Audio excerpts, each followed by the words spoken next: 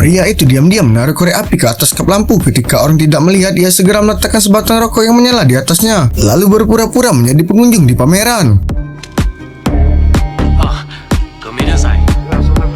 Dengan lembutnya menabrak orang itu untuk mencuri tiket masuk museum. Bahkan ketika dia menghadapi pemeriksaan keamanan, pria itu tetap tidak takut. Tepat ketika semua orang mengendurkan kewaspadaannya, korek api yang tidak jauh dari sana tiba-tiba meledak. Hal ini langsung membuat kurator menyadari keseriusan masalah tersebut. Ia takut peninggalan budaya yang nilainya miliaran rupiah dikelolanya ikut terbakar. Maka kurator segera memerintahkan anak buahnya. Tanpa ia sadari bahwa ini adalah jebakan yang dibuat oleh pria itu, ia pun menyelinap dan diam-diam melihat gerakan kurator yang sedang membuka berangkas. Pada pertemuan makan siang keesokan harinya, mereka bertiga memusatkan perhatian pada kurator. Menggunakan perangkap kecantikannya, rekan wanitanya berhasil mengambil kunci dari kurator. Namun mereka tidak mencuri kuncinya, melainkan menyalinya dengan alat khusus, lalu diam-diam mengembalikannya. Malam harinya, rekan pria itu bereaksi. Ia menyebarkan sekotak permen karet ke tanah yang membuat kedua penjaga keamanan terjatuh, lalu menyelinap ke dalam museum. Tetapi petugas keamanan menemukannya. Dengan suara keras, pertarungan segera dimulai. Tetapi yang tidak pernah diduga oleh para penjaga keamanan, pria itu mulai berlatih bela diri sejak ia masih kecil. Dengan kekuatan kecil pada jari-jarinya, dia mematahkan leher petugas keamanan itu. Namun setelah pria itu menjatuhkan semua petugas keamanan di dalam, ia terlebih dahulu mencari kotak distribusi untuk mematikan kamera pengawasan. Karena hanya dengan cara inilah dia bisa menghindari semua pengawasan dengan sempurna. Kemudian pergi ke depan pintu berangkas, lalu menempelkan alat pendengar di dekat baja. Dengan melalui suara putaran kode mekanis, ia membiarkan rekan satu timnya menentukan kode dari jarak jauh. Akhirnya setelah usaha mereka yang tak henti-hentinya ditambah kunci salinan, mereka berhasil membuka pintu anti maling raksasa. Tepat ketika ia melepaskan lukisan tersebut, sistem anti pencurian tiba-tiba menyala yang membuat pintu berangkas tertutup.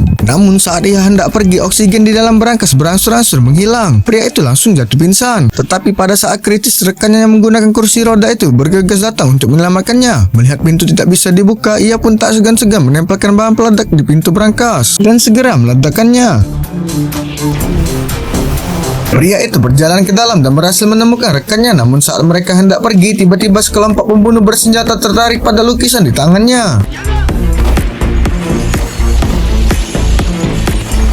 Melihat jumlah musuh yang begitu banyak, mereka berdua segera bersembunyi dan memberikan kode untuk segera bersiap melemparkan peledak. Melihat musuh mulai mendekat, pria itu segera melemparkannya. Para pembunuh itu tidak dapat lagi menahan amarahnya dan melontarkan serangan yang gila-gilaan ke arah dua orang itu. Namun yang tidak pernah mereka duga, kedua orang itu ahli dalam bidang peledakan.